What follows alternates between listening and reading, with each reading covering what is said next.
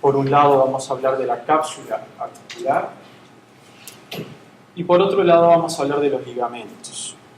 La cápsula articular se inserta en el rodete, en la cara externa del rodete o borde acetabular, y por otro lado, a nivel del fémur, se va a insertar en la cresta intertrocanteria hacia adelante, y en la cara posterior no va a llegar hasta la cresta intertrocanteria posterior, sino va a quedar a medio camino de ella.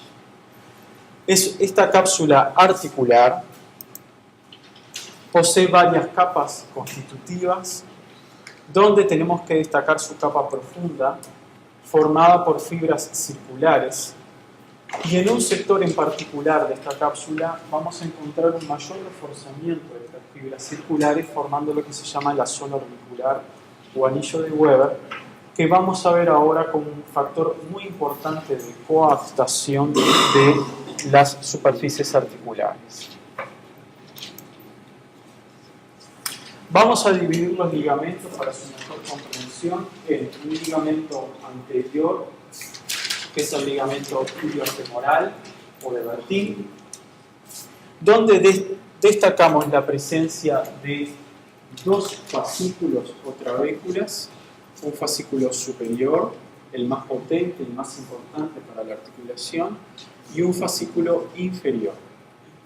Ambos tienen su punto de inserción inmediatamente por debajo de la inserción del recto anterior del cuádriceps, por debajo de la espina ilíaca anteroinferior, y luego divergen hacia abajo en busca de la línea intertrocanteria. Entre ambos existe todavía ligamento, pero es una zona muy delgada del ligamento iliofemoral. Lo más importante a destacar son sus bordes, que son los verdaderos espesamientos del ligamento, que son los más importantes desde el punto de vista mecánico. Seguidamente destacamos otro ligamento, que es el ligamento inferior o cubofemoral, cuyo origen se encuentra a nivel del borde superior del conducto obturatriz y luego se confunde en la cara inferior de la cápsula hasta llegar a la línea intertrocanteria. ¿Sí? Muchas veces, entre el fascículo inferior del ligamento iliofemoral y el ligamento cubofemoral, la cápsula articular puede ofrecer una zona tan delgada que puede abrirse hacia el exterior y estar en comunicación con una de las bolsas sinoviales más importantes de la articulación, que es la bolsa sinovial del músculo psoas-ilíaco. Y eso, desde el punto de vista clínico, tiene importantes consecuencias en los dolores con origen en este músculo. En el sector posterior observamos al ligamento isquiofemoral, que tiene una disposición bastante particular. Vean que está como rotado por encima de la cápsula articular, ¿sí? Que se va a insertar luego inmediatamente por delante de la articulación del glúteo medio. Vean la disposición de este ligamento, que es muy importante para entender luego su rol funcional. Y luego observamos al ligamento de la cabeza femoral, cuyo carácter vestigial representa un fascículo de inserción en la cabeza del fémur del músculo pectíneo, según algunos autores, y tiene inserciones en los bordes de la medialuna acetabular y en el ligamento transverso del rodete acetabular, que vamos a ver ahora. Vamos a ver ahora el capítulo de factores que permiten la coaptación de esta articulación, y incluimos dentro de estos factores a lo que se llama el rodete acetabular, que clásicamente se estudia cuando se habla de la superficie, pero por su carácter de coaptación de la articulación lo vamos a ver en este momento. Los factores de coaptación son 4: el rodete acetabular, que aumenta la superficie articular del acetábulo, el propio peso y gravedad, la presión atmosférica, como lo demostraron hace mucho tiempo los hermanos Weber, y la propia zona orbicular que habíamos destacado de la cápsula articular. El rodete acetabular es un fibrocartílago con forma triangular que se encuentra en la periferia del acetábulo y que ayuda a aumentar la profundidad del acetábulo. Cuando nosotros lo cortamos en sentido frontal, observamos con claridad su disposición triangular y cómo aumenta la profundidad del acetábulo. Pero lo más importante de todo es este sector del rodete, el sector ubicado por encima del fémur, porque la fuerza de gravedad y el peso del cuerpo van a hacer que este sector del rodete acetabular y del borde del acetábulo coapten y llenen la mayor parte de la cara superior de esta superficie de la cabeza del fémur. Ustedes observen que si yo pongo en posición esto y esto según cómo articulan así.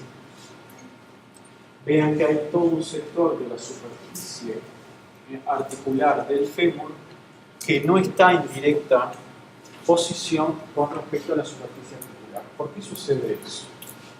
¿Qué les parece? Si yo pongo el fémur así, ¿en qué posición estoy? En posición cuádruple. Cuando estamos en cuatro patas, entre comillas, toda la superficie articular del fémur está en la misma orientación que la acetábulo. La posición que queda obliga a esta posición y obliga a que la articulación femoral tenga factores de coaptación y dependa fundamentalmente de la gravedad de la presión atmosférica para la coaptación de esta superficie. Hace mucho tiempo, unos autores, los hermanos Weber, demostraron que si ustedes tomaban el miembro inferior cadavérico, ¿sí?, y cortaban todos aquellos músculos y ligamentos y la cápsula articular asociados a la articulación coxofemoral, la articulación permanecía en su lugar. O sea que demostraron de alguna manera que la cápsula articular, los ligamentos y los músculos de por sí no son los directos responsables de que la cabeza del fémur esté dentro del acetábulo.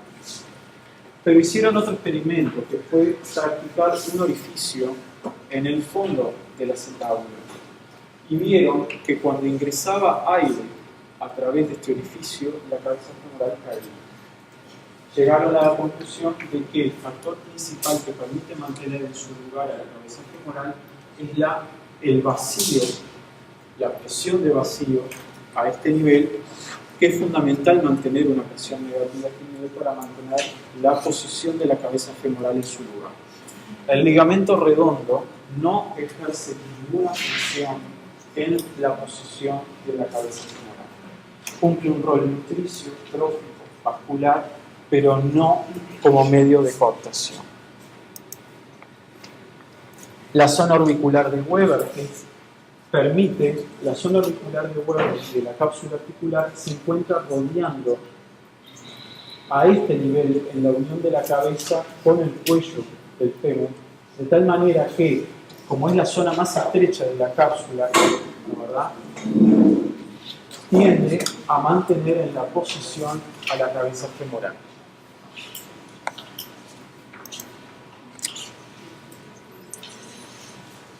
Acá hay un factor muy importante cuando estudiamos la vascularización de la articulación coxofemoral.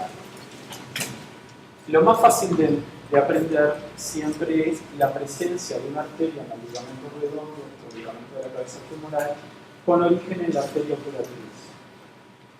Y ustedes recuerden que esta arteria puede vascularizar la cabeza femoral. Pero esta no es la arteria principal para la vascularización de la cabeza femoral y de la articulación. La principal vascularización la ofrecen las arterias femorales circunflejas, que forman el circuito circunflejo periarticular, y las arterias glúteas, superior e inferior.